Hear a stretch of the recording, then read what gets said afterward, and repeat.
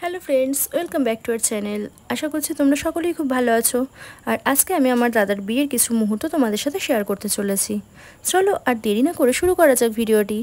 এখন প্রথমেই চলে আসছে দাদার আইবুড়ো ভাতের পর্ব। তোমরা দেখতেই পাচ্ছ যে দাদার থালা কত সুন্দর করে সাজিয়ে দেওয়া হয়েছে নানা রকমের খাবার দিয়ে, আর থালার পাশ থেকেও সুন্দর করে ফুল দিয়ে ডেকোরেশন করা হয়েছে। আমাদের বাড়িতে একটা রিচুয়াল আছে যে বাড়ির যে কোনো ছেলেরই বিয়ে দেওয়ার আগে কালী পুজো দেওয়া হয়। তারপর বিয়ের আরও যেগুলো রিচুয়াল থাকে, যে পিড়ি আনতে যাওয়া, দেখো তোমরা পিড়িটা কত সুন্দর সাজানো হয়েছে। তারপর রাতে দাদাকে আবার আইবুড়ো ভাত দেওয়া হলো।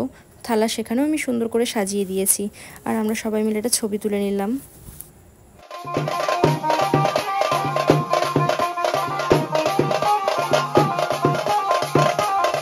গরমে নাচানাচি করে সব জল ভরে এসে এবার হলুদ করতে বসলো, আর আমিও মাঝেরা দাদার সাথে ছবি তুলে নিলাম।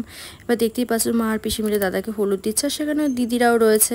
এরপরে এলো স্নানের পর্ব, দাদাকে স্নান করানো হচ্ছে, আর ওদিকে তো পিসি কলসি ধরেই দাদার মাথায় জল ঢেলে দিয়েছে। আর ওদিকে থেকে ক্যামেরাম্যান বলছে যে এভাবে করো, এভাবে করো না, ছবি ভালো আসবে না। দাদা চললো এখন বিয়ে করতে, সেজে গুজে দাদা রেডি, এখন গাড়িতে চেপে চললো দাদা বিয়ে করতে। আমাদের জন্য নতুন বৌদিভাই নিয়ে আসতে চলেছে। না, সবাই রেডি হয়ে এক এক করে দাদার সাথে চললো। তারপর আবার শুরু হলো নতুন বৌদিভাইকে আর দাদাকে নিয়ে নতুন করে আবার কিছু রিচুয়াল, হলুদ কোটা, আবার তাদের নতুন করে স্নান করানো, মানে যেটাকে আর কি বলে বাসি বিয়ে করানো হচ্ছে। এবার হলো আংটি খেলা, পুকুর সাঁতরে এবার একজন আরেকজনের আংটি খুঁজে বার করো। এবার এক নিয়ম যে দাদা নাকি বৌদিভাইকে কোলে তুলে নিয়ে সমুদ্র পার করবে। না, এবার দাদা সেটাও করে নিল বৌদিভাইকে নিয়ে। তারপর এলো এবার চাল খেলা, ঘরে বসে এবার নাও চাল খেলো। এবার কে কতটা খাবে সেটার একটা মাপ।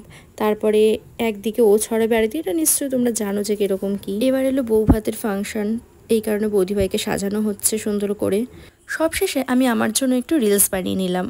তো বন্ধুরা, কেমন লাগলো আজকের এই ভিডিওটা? যদি ভালো লেগে থাকে তোমাদের, তবে please like, comment, share and subscribe করতে ভুলো না।